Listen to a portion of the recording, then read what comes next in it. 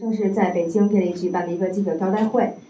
我先自我介绍一下，我是程小玉，刚才应该已经和大部分的记者朋友有交换过名片，有互相介绍过。我是 Khronos 公司在中国这边，中国包括港澳台地区，我帮他们做所有的市场以及公关的活动的事情。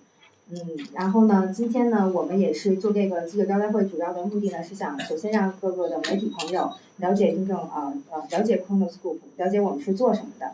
然后可能接下来我们也会在中国有一系列的各方面的活动，也希望和各位媒体朋友有更多的交流和沟通。我先跟大家简单讲一下我们今天这个记者招待会的一个流程。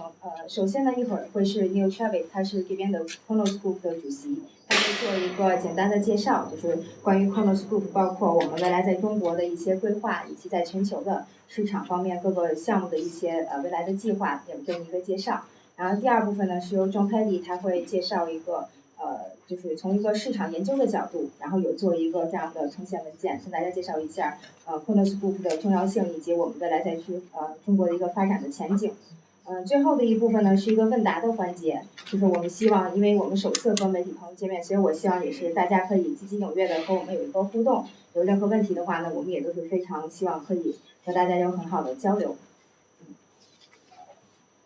所以下面我先向大家介绍一下此次我们来中国这次中国上海之行的整个代表团的所有成员。首先是 Khronos Group 的主席 Trevett 先生，就是前面这个，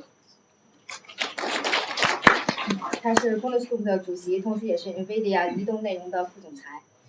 另外呢，就是这位女士 Riegel， 她是 Khronos Group 的市场执行总监。另外就是刚才我已经介绍过自己，我是负责中国这边。我们还有一位是 Erik， 他也是 Khronos Group 这边有两个工作小组，他现在两个工作小组的主席，现在站在房间的最后面。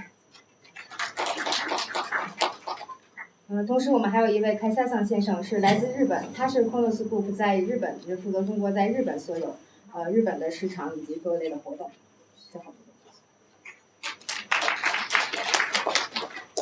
同时今天这次呢，我们今天是一个开始，是这个北京上海之旅，后边我们还会有一系列的培训课程、免费的课程以及会员的见面会，所以此次呢，我们也有一些来自不同国家的会员公司的工程师或者是高层高管人员加入到我们这次的北京上海之旅。首先是介绍 Olson， 他是来自 ARM 的总监。后面这位，同时他也是Khronos Group OpenCL 工作小组的主席。另外一位呢是 Colin Riddell， 是坐在 Tom 旁边的这位年轻人，他是来自我们另外一家会员公司 Cosplay。然后最后那位Hwanyong， 他是来自我们韩国的会员公司晃的 CTO， 在后面。另外我们还有两位日本的朋友，是来自日本 Takumi 公司，也是我们的一个会员公司，一位是 Terry。在后面，还有泰位旁边那位是 Tommy， 他们两个都是来自 Takumi。最后呢，我也要隆重的介绍，就是 Jon Peddie 先生，他是这个行业里边非常著名的一个研究学家，可能很多就是人在大学读的很多研究报告都是 Jon Peddie 先生写的。他也是 KPR 研究公司的总裁。稍后我们在后边其实这边还有一个是 Jon Peddie 公司 KPR 的一个 Kasai。他也是这个里边行业里边非常著名的一个研究的专家，也会在后边几天的活动里边有参与到我们一系列的这个活动和会议里边。所以现在我们就开始今天的记者招待会。下面先有请Trevett先生向大家介绍 Khronos， 谢谢。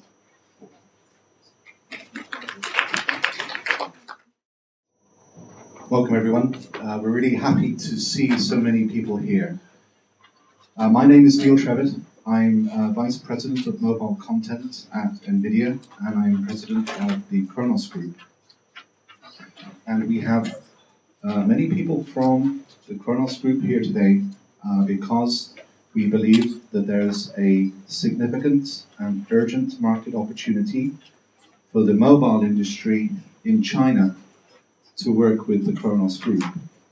So let me explain what I mean once I get rid of this. So this afternoon, in fact at 2 o'clock, we issued a press release and we have made an announcement that the Khronos Board of Directors has made it a priority to engage with the Chinese industry. The reason is that Khronos is an open standards organization. We are defining open global API standards for mobile technology. And the API standards that we create are forming the future technology roadmap for mobile devices in the global mobile industry. Of course, we also have the China mobile industry with very strong domestic growth, and the Chinese mobile industry increasingly playing a leadership role in the global mobile market. We think that there is an opportunity for the China mobile industry to engage with the open standards at the Khronos Group. It creates a new opportunity for China to begin to drive and influence the direction of global mobile technology. So let me explain why we think this is such a significant opportunity. First, who is Khronos? Khronos is an open standards organization with an international membership. We create open standard APIs for advanced hardware acceleration in desktop and mobile systems. The APIs that we create are for graphics acceleration, video acceleration, audio, parallel computation, visual processing, sensor processing, all of the new advanced technologies that you find in today's mobile devices. Khronos is an open organization. Any company is welcome to join the Khronos Group, and any company in the industry is free to use Khronos specifications without any royalty. The specifications are free. The Khronos Group focuses on creating the APIs that enables advanced applications to access the new generation hardware acceleration capabilities. We think that Khronos standards are key. We define APIs that are very close to the silicon, very fundamental technology. Every platform needs access to the 3D GPU. Every platform needs video acceleration, audio acceleration. And so the technologies and specifications that Khronos creates are used in many different operating systems, many different devices throughout the industry. In fact, Khronos APIs are now shipping on billions of devices across multiple platforms throughout the mobile industry. And again, Khronos APIs are royalty-free, free for anyone in the industry to use. These open APIs over the last 10 years have enabled mobile devices to gain more and more advanced functionality as the APIs enable applications to tap into the capability of advanced silicon. So the history of Khronos starts actually over 10 years ago. Khronos was founded in 2000, and our first mobile API was OpenCL ES for 3D graphics. In 2004, we had OpenMax, a new working group for video and image and camera processing, and OpenVG for 2D vector graphics.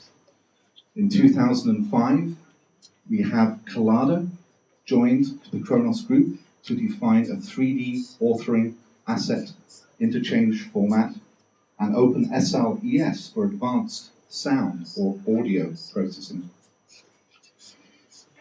In 2006, OpenGL, which is the desktop 3D API, the original 3D API that was originally created by Silicon Graphics, joined the Khronos Group. In 2008, OpenCL was created. OpenCL for compute, OpenGL for graphics. OpenCL is a parallel programming framework to let you generate very efficient parallel programs for many types of processing devices. In 2009, we created WebGL, our first Internet API for bringing 3D graphics into the Internet. And then in 2011, begin to accelerate even more with new API standards for vision, for sensor fusion, and for bringing compute into the World Wide Web. Now we have over 100 members in the Khronos Group.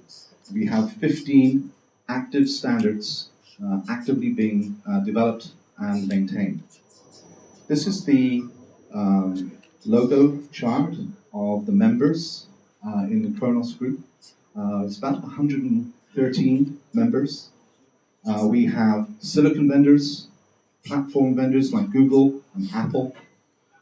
We have software tools vendors, application vendors, mobile operators, compiler vendors. So we have a great representation across the industry, which means that the standards that Khronos creates are a true representation of what the industry requires to build market opportunities.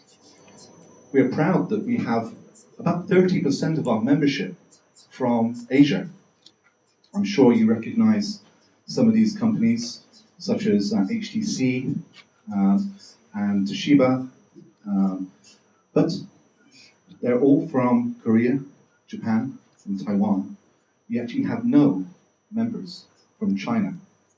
And this is why we are here in China to try and remedy that situation. So the board of directors at Khronos has made Chinese industry participation in these international standards that are driving the global mobile industry a priority, and we have committed significant financial and staffing resources to engage with the mobile industry here in China to make sure that we can together drive the industry forward. We think that participation in the Khronos standardization process will help Chinese companies compete in the global market. China companies need to participate in the standardization process alongside the other companies throughout the world. If we can work together to avoid the costs and the market confusion caused by API fragmentation, all companies throughout the world, as well as China, will benefit. And Khronos needs Chinese company participation to help grow the global market opportunities for everybody. So we're going to be talking to leading Chinese companies, silicon vendors like Huawei, mobile OEMs like ZTE, mobile carriers like China Mobile, and understand how we can help them engage in this process. Actually, Khronos has been coming to China for many years. Our first visit was almost 10 years ago, 2004, where we went to PC Expo Beijing. We met with the mayor of Tianjin. We've been several times to Shanghai and to Beijing, and now we're here on a tour to Beijing and Shanghai, and we're coming back very quickly to be gold sponsors of the China Game Developer Conference in Shanghai in July. So Khronos is committed to being here in China, to understanding the Chinese industry, and to be good partners for Chinese industry. We think that participating in the Khronos process is a high value to the companies. We have a well-proven process where we gather specification requirements, we draft specifications confidential within the Khronos Group, then we publicly release those specifications for any company in the industry to use free of charge, and then companies will release products based on those specifications. This standardization process is well proven. It rapidly generates industry consensus on what the future hardware capabilities in mobile devices should be. It efficiently creates new market opportunities. Companies that actually participate in Khronos get added benefits. A Khronos member who is participating inside this process during the requirements gathering sees an early window into the future of industry technology. You get to see the roadmap before the specifications are created. It gives you an insight into the future. When we come to draft the specifications, every company who joins Khronos gets a vote and a voice in how the specifications evolve, and so members can ensure that their interests are being addressed as the specification is created. Because members see the draft specifications ahead of their public release, they can, if they choose, develop their products using those draft specifications ahead of the specifications being made publicly available. This means that members can typically ship products faster to market than non-members. And then finally, because the products have been created with this global process, the products shipped are in tune and aligned with global market needs. So how does this process work? A Chinese company looking to join, what would be the process that they participate in? Well, every Khronos API, all 15 APIs, they have a working group, a set of engineers and staff from the member companies that are interested to develop that specification. The members can be contributor members, that's the standard membership level. It's relatively inexpensive to join Khronos, around $10,000. They're the promoter members who pay a little more. They get a seat on the board of directors. They get to decide strategy and the budget. But it's still one company, one vote when it comes to creating the specifications.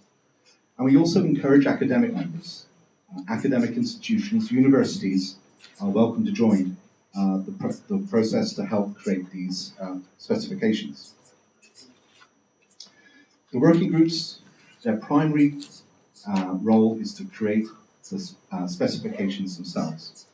But each working group also creates conformance tests, an adopters program to enable companies using the specifications to use the tests to make sure that their implementation is correct. The working groups also spend a lot of time creating developer information, SDKs, sample code, reference cards, to make sure that the application developers know how to use the specifications that we've created. A company that wants to deploy, ship a product using a Khronos API becomes an adopter for a small fee. It gives them access to the conformance tests, and they can use the trademark and the logo of the specification once their product passes conformance. And developers get to use the APIs free of charge. The systems will ship with the APIs, and developers have full access without any cost. So we have a well-developed cooperative model inside Khronos. The Khronos specifications are actually highly valuable. They have been created through hundreds of man-years of engineering effort.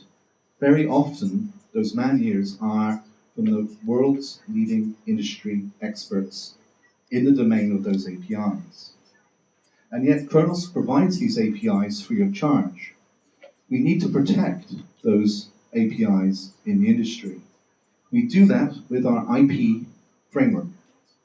The IP framework that all of the members agree is no Khronos member will assert IP claims against any other member for a conformant implementation of the specification. What this means is the member's IP is protected. The member's IP remains with the members, but the specification is also protected. Members won't sue each other over the implementation of the APIs if they're conformant. And in today's mobile environment, having some protection against IP infringement is of great value. And so Khronos has created a solid legal framework that enables companies to come together to cooperate, to create the standards that will move the industry forward. And many people ask at this point, well, how does Khronos make money? And the answer is, Khronos doesn't make money. We are a non-profit organization. We exist for the benefit of the industry and the benefit of the members. We do have fees and membership fees, but it's simply to cover the costs of creating the specifications and the conformance tests. Khronos does not make a profit in its own right. So conformance is key. Your IP protection doesn't kick in unless your product is conformant. So again, a Chinese company, how do you engage with Khronos to create a conformant product? So a company implementing a Khronos specification, you can download the specification from the public website free of charge. You can implement your product. But when you're ready to test your product to be conformant, you sign an adopter's agreement. There's a small fee. It's about $10,000 typically, but that lets you test as many products as you want using that specification. And as soon as you have signed the adopter's agreement, you can use the trademark, not the logo, with some disclaimer language. The adopters are responsible for downloading the test source, executing the tests on their products. And when they're ready and the tests are running correctly, you can upload the results to the Khronos website, and those results are peer-reviewed by the other members of the Khronos working group. And after 30 days, if there are no issues, you are deemed to be conformant. You're deemed to be conformant, and you can use the full logo and the full trademark, and Khronos will promote your conformant product on the Khronos website. So it's a very low cost, but proven way that companies can upload their results and get to be conformant. So that's the process. Let me talk just for a few minutes about the technology that Khronos has been active in developing. Our first APIs were for desktop systems, OpenCL from Silicon Graphics, 3D API for high-end workstations and high-end PCs. Now we have OpenCL for compute. The desktop and high-end systems are still where much of the new API technology is first developed. But increasingly, the innovation is happening more and more in the mobile space. Mobile is the new platform where innovative applications are being developed, and we need APIs to enable software to tap into the advanced mobile silicon whilst doing it with minimum battery power. We're now just starting a third wave, though, of innovation, where mobile devices have multiple sensors, motion sensors, cameras, multiple cameras, and we're beginning to build advanced applications like augmented reality to begin to mix graphics and video and sensor processing. This is a new challenging class of applications that needs the APIs to work together in ways they never have before. And Khronos is rising to that challenge and creating a set of APIs that have been designed to interoperate together. And I'll show you briefly how that works in just a second. Finally, we're finding that HTML5 is becoming a valuable cross-platform programming environment. As the cost and the power of silicon gets less and less, more and more devices are becoming very sophisticated. Good graphics in your car, in your DVD player, in your TV set, as well as your mobile. It means that application developers need to be able to write software that will run across many different devices. HTML5 could well be that development platform. But it means that suddenly the web browser needs advanced functionality that we've been talking about. Graphics, parallel computation, sensor processing, camera processing. I'll talk a little how we are helping the web community build this functionality into HTML5. Well, I mentioned back at the beginning, our first and best-known mobile API is OpenGL. OpenGL is almost 10 years old. OpenGL ES is a subset of desktop OpenGL. ES stands for embedded systems. It's become the dominant 3D API for mobile devices and in the embedded market. It's been widely adopted in TV sets, set-top boxes, automotive, as well as mobile phones and tablets. Hundreds and hundreds of millions of devices have shipped. OpenGL ES, though, even though it's for embedded systems, is capable of running full console-class 3D gaming content. If you have time to see the demo outside as you leave, you'll see that it's pretty hard to tell the difference now between a mobile phone plugged into your HDTV and a full-on gaming console. In fact, in many cases, now your mobile phone will give you better graphics than your gaming console using OpenGL ES. But now we have this new way. Augmented reality is an interesting class of application. It means all the parts of a mobile system have to work together in ways we've never seen before. This is vision-based augmented reality, where you take in the input from the camera, you track objects in the scene, which lets you superimpose 3D augmentations over the video, and they appear to be locked to the pixel level over the scene. So you augment the scene in very interesting and informative ways. This is not been possible on mobile devices. In real time, you're doing vision processing, compute processing, graphics processing, that just a few years ago you would needed a high-end workstation to do. Khronos is busy creating the APIs that's going to enable applications like augmented reality on mobile devices, but also to enable it to happen portably. So a developer can develop an augmented reality application and have it run across many different devices. One of the first problems is sensor fusion. You have many different sensors in a phone. It can be difficult for an application developer to reach into all of the different sensors, including the cameras, and to create an application that has the full awareness of its environment, but it's still portable. Stream Input is the API that Khronos is creating that enables an application to ask for sensor information, and highly optimized middleware will provide that sensor information in a very portable way. It can be gesture processing, or connect-type gaming information, or just sensor information that can say the user has entered an elevator, or is driving a car, or is carrying the phone in their hip pocket. Another key API is OpenCL. This is our newest API for vision processing, a hardware acceleration layer that lets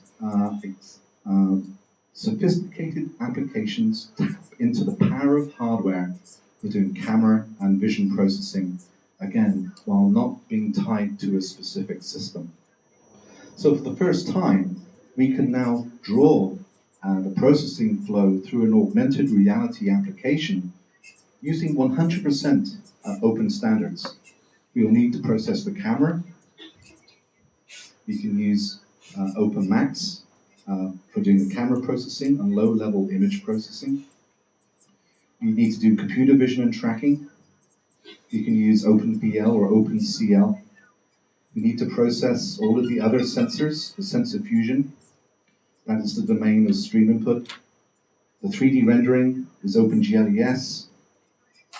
We have EGL, which is another API that lets us connect the video and graphic subsystems very efficiently. And we need 3D positional audio. That's OpenSL ES. So all the processing we need, even for these advanced applications, are now being created as open standards. So these APIs are great, but if no one ships them in real systems, of course, they're no use to anybody.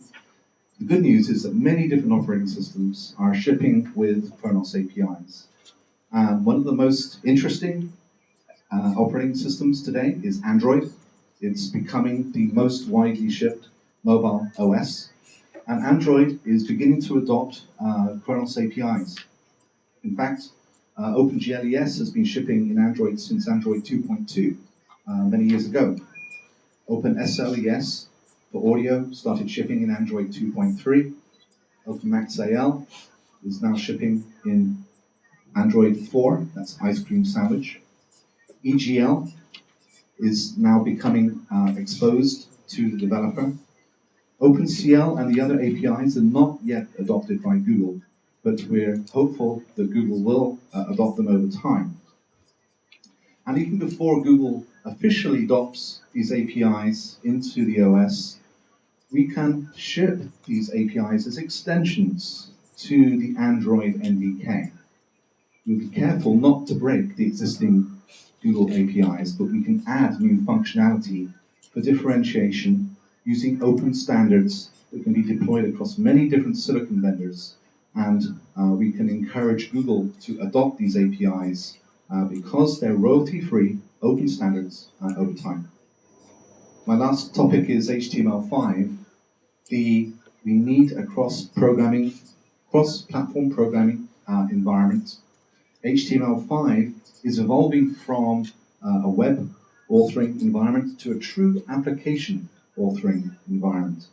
But if HTML5 is going to provide all of the power and the capability of the native APIs that we've just seen, we need a lot of functionality to be brought into the browser. Rich 3D graphics, multi-core CPUs, multi-camera processing, vision processing, HD video encode, decode. Where is the web browser community going to find all of this functionality? Well, we think that one sensible way to progress is to use the APIs that we've already created at the native level. Don't reinvent that functionality, simply re-expose that functionality through JavaScript to the web development community. We've already started with WebGL, which is a JavaScript binding into OpenCL ES. We have WebCL, which is the JavaScript binding for OpenCL, for parallel computation. There are emerging standards for web audio. We're working with W3C to make sure we can accelerate those APIs over OpenMax. There are vector graphics APIs like SVG and Canvas. We can accelerate those over OpenVG and OpenGL ES. And then there's other potential products and projects that we can undertake. Better camera control, tapping into OpenMax. Better vision processing into OpenVL. And sensor fusion in the browser, tapping into stream input. There's a lot of potential here for collaboration between the Khronos Group and the W3C. WebGL is already becoming very pervasive. Your browser almost certainly supports it if it's not a Microsoft browser. It's a historic opportunity to bring 3D graphics into the web because OpenGL ES functionality is everywhere, and so it becomes possible for the web browser to bind into OpenGL ES. We can now declare a 3D context for the canvas, which is a writable surface inside the browser. WebGL 1.0 was released at GDC, that's March 2011, and already it's shipping in Mozilla, Apple, Google, and Opera browsers. And then we have a newer API, still under construction, called WebCL, which is bringing parallel computation into the web. It's a JavaScript binding into OpenCL. Many use cases that need advanced computation in the browser, such as a physics engine for gaming in the browser. And I can, I think, bring up a quick demo. So we already have sample implementations of WebCL alongside WebGL. This is a prototype implementation of WebCL from Samsung Electronics. This is running on a Mac, running in the Safari browser. But it's an interesting demonstration of the future of graphics in browsers. So this is running in a web browser. This is not a native application. This is a Safari browser window. This is a WebGL application environment. But when we turn on some high performance compute to do the dynamic deformations, we're making these balls now are jelly-like objects. There's a lot of computation. We're overloading the JavaScript, and so the frame rate drops right down. If we offload that computation through WebCL back onto the GPU is 100 times faster than JavaScript for advanced computation, and so the frame rate jumps right back up to over 100 frames a second. So you see the WebGL for the graphics and the WebCL for the computation in the browser working closely together are going to enable some really amazing web pages and web applications using Khronos APIs. Finally, another initiative that we're going to be launching over the next few months globally and here in China is the KITE initiative, the Khronos Institute of Training and Education. Khronos historically has put a lot of effort into creating the specifications, but we haven't yet started cooperating with the education community to help them teach these specifications to students so they know how to use the technology. So we're going to be rolling out the KITE program that lets us work very closely with academia and education community, providing industry best practices, providing feedback and input into courseware, and assisting the education community to create globally standardized examinations so we can make sure that the Khronos APIs are being effectively taught throughout the world. So that's the end of my presentation. In summary, hope I've illustrated to you how the Khronos standardization process has defined mobile hardware acceleration. It's defined the capability that we have in mobile devices, and it's helped create a multi-billion-dollar market throughout the world. We are very keen to work with the Chinese industry to align the Chinese and global markets, and we think that will further expand the opportunities for the Chinese industry and will avoid fragmentation in the industry for the benefit of everybody. We believe that the Khronos standardization process has significant value, and we look forward to working with the Chinese industry in creating these new enabling standards. As I mentioned at the beginning, the Khronos Board of Directors has identified working with Chinese industry as our highest priority, and so we're going to be continuing to engage and commit to being here in China to work alongside China industry with the rest of the global market. Thank you very much.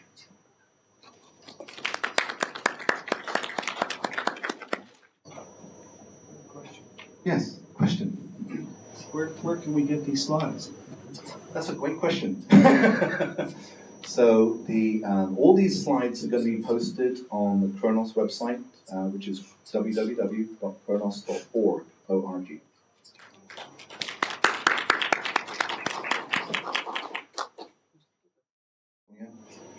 John's going to give us a wider perspective on the graphics industry and the impact that Khronos standards have had on that industry. John. Good afternoon, everybody. Thank you for coming out. I'm telling you about Khronos, a lot of information about Khronos. As I was listening to him speak, I wondered, does everybody know what an API is? An API is a little piece of software that communicates between the application, the thing that we use, and the hardware. The hardware doesn't know anything about us. And so the API has to be a translator. One side of it talks hardware language, and the other side it talks application language. Critical piece of software, absolutely critical. Possibly one of the most important pieces of software other than the operating system. So this is just a little information on us. We do market research. We test the equipment that we do research on. We advise industry and the financial community. And we publish a bi-weekly report, which I think are some samples here in the USB memory. And all of our email addresses are in there. If you have any questions afterwards, don't be shy about sending me an email and asking me. So the background of Khronos is that the name comes from the god of time. And Khronos has always been concerned about time because we never have enough of it. And that's because of the competitive nature of the PC industry, the mobile industry, and almost any other industry that's involved in electronics. There's a lot of companies that are participating in those industries. They're all coming up with clever ideas. They're all in a hurry. They want to get their idea, their product out first. And so they're moving against time, always being chased by time. When that happens, there is an urge to save time by avoiding standards. I'll just do it my way. It'll be good enough. I'll get it done. I'll get to market. That actually works most of the time. Bad news is when you do your second product, because now you have to take care of the old product still, and you never have time to fix the little problems that you developed when you were in a big hurry the first time. That problem compounds on itself and it just gets worse and worse.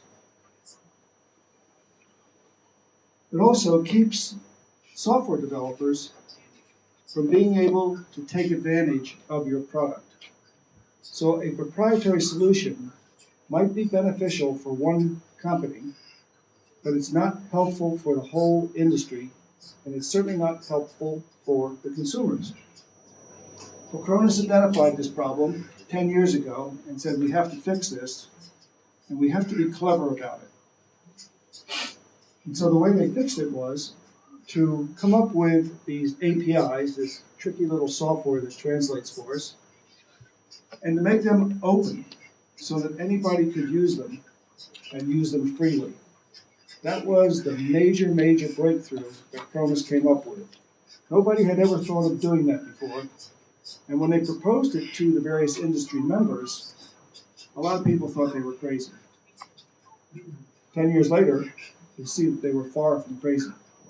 Now, the biggest example I can think of as to why you want open standards instead of proprietary is if you're a software developer, as an example, and let's just say you're a small company just trying to get started, and you develop a really clever application, and you get that application to run on one machine. Well, that must feel wonderful when you do that, except that there's lots of machines out there. There's lots of platforms that you could build for, but you don't have time. And so your choice is to try and now take your clever application and get it to run on another machine. The other choice is you can have multiple development teams, each one working for a different platform. Neither solution is very good. Multiple teams are expensive. A single team always playing catch-up. So the solution is obviously to have an open standard that you can write once and deploy everywhere. And that's what the Khronos APIs bring to you. They make it an equal playing field for every developer, whether it's a two-man group of developers working out of their living room, or whether it's a giant corporation with hundreds or maybe thousands of developers. Everybody gets to be equal when you use an open API. Now, the fact that Khronos came up with this crazy idea that they would have open APIs and make them free has proven to be right. And the proof of that is that they have all of these other APIs. Now, these other APIs were developed at the request of the manufacturers and the software developers. These weren't developed by Khronos sitting around saying, oh, what should we do today? Let's go build an API. So the fact that they were asked to do this again and again and again is proof that they have a winning formula. An industry-led, fully free, and open set of standards that everybody can benefit from. And everybody has just about accepted them. More proof that the Khronos solution is the right solution. These are big companies. These are all major companies, and they don't make decisions quickly or without considering the consequences of them. So the fact that all of these companies have adopted the Khronos idea is proof that it's a good idea. Now this chart shows the growth of the mobile phone industry. And the difference here is this is the growth or the shipments of mobile phones. And this is how many of them had OpenCL ES. And look at how that gap closes. To the point where we're saying that by 2014, 100% of the mobile phones being shipped will be shipped with OpenCL ES. I think that that's actually a little conservative. I think we may have already hit it. If we didn't, we'll certainly hit it in 2013. And the reason is because we don't have time. We can't afford to not get our products out. And the fastest way to get the products out is with an open standard like OpenCL ES. Now, in the case of the tablets, there's a totally different phenomenon. And the reason for that is that the tablets started in 2009, and they really started to take off. Well, by 2009, OpenCL ES was already established. The industry knew about it. It was, as we say in the United States, a no-brainer. There was nothing to think about. Yes, of course we'll do it with OpenCL ES. And the net result is all tablets, 100% of them, use OpenCL ES. That's just more proof that this is the right idea. This is how you get a product to market, and you get it to market quickly. At least as fast as your competition, and maybe even faster. What is the magic of Khronos? And the magic is that it's probably one of the most democratic organizations you're going to find.